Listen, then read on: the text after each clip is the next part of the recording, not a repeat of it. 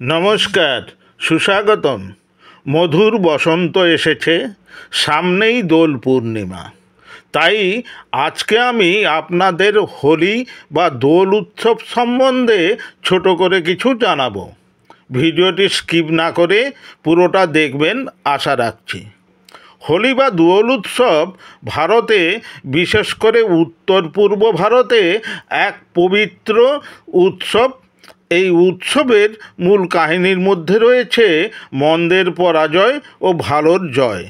তাই সামাজিকভাবে হোলিকার আগুনে সকল প্রকার বিভেদ দূর করে জয়ের সূচনা করি। হোলির আগের দিন আমরা বুড়ির ঘর অথবা ন্যাড়া পোড়া করি।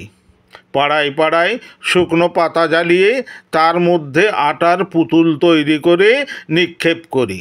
একে বলে মেড়া বা ন্যাড়া পোড়া।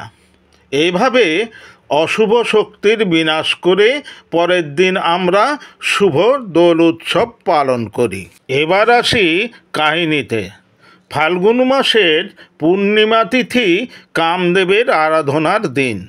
কামদেবকে আরাধনা করে মণিপুর রাজকুমারী চিত্রাঙ্গদা কুরূপা থেকে সুরূপা হয়ে উঠেছিলেন।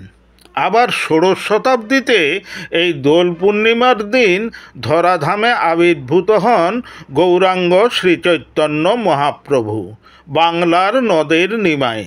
তাই ফাল্গুনের এই পূর্ণিমাকে গৌর পূর্ণিমাও বলা হয়। এদিকে কামদেব, অন্যদিকে কৃষ্ণের জীবনের সাথে ওতপ্রোতভাবে জড়িয়ে হোলি বা রঙের উৎসবের প্রতিটি মুহূর্ত। চিরবসন্ত ফাল্গুনের আকাশে বাতাসে ধ্বনিত আনন্দ নিয়ে বাংলার জীবন প্রাঙ্গণে উপস্থিত দোল উৎসব।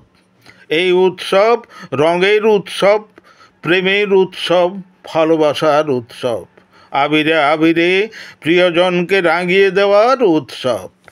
পুরাণ কাহিনী অনুসারে দানবরাজ হিরণ্যকশিপু ব্রহ্মার তপস্যা করে কয়েকটি দুর্লভ বর লাভ করে নিজেকে ঈশ্বর ভাবতে শুরু করেন।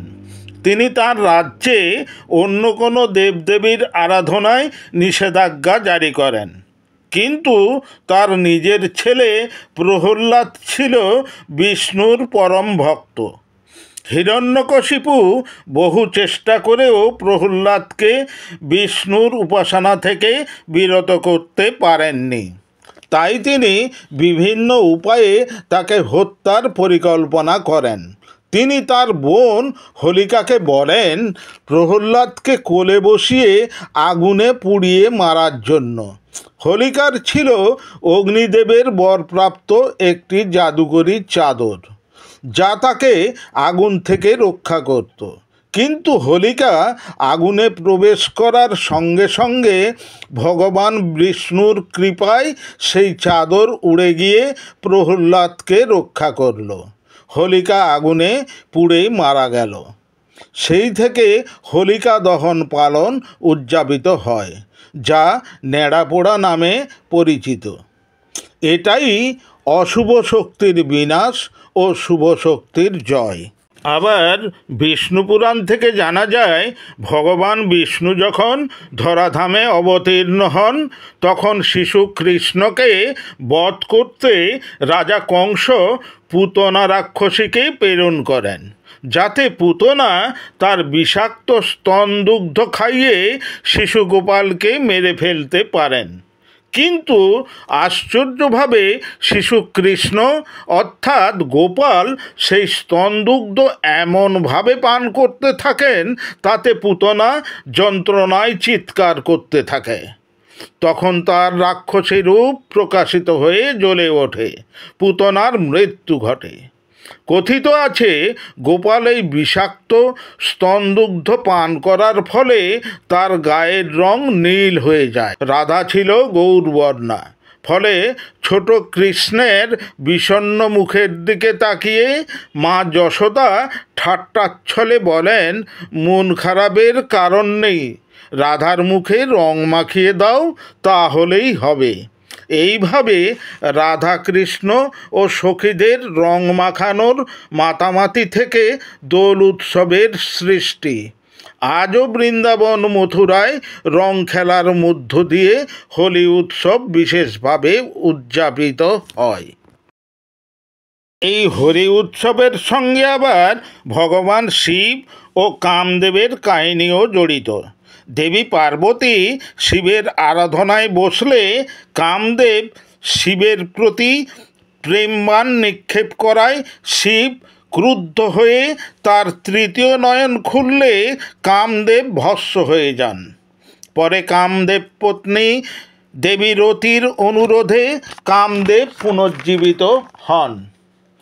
এই ঘটনাও হোলি উৎসবের সঙ্গে জড়িত। এটিও প্রেম এবং পুনর্জন্মের প্রতীক। হোলি উৎসব শুধুমাত্র একটি ধর্মীয় উৎসব নয়, এটি সামাজিক বন্ধন দৃঢ় করার এবং আনন্দ ভাগ করে নেওয়ার অন্যতম মাধ্যম।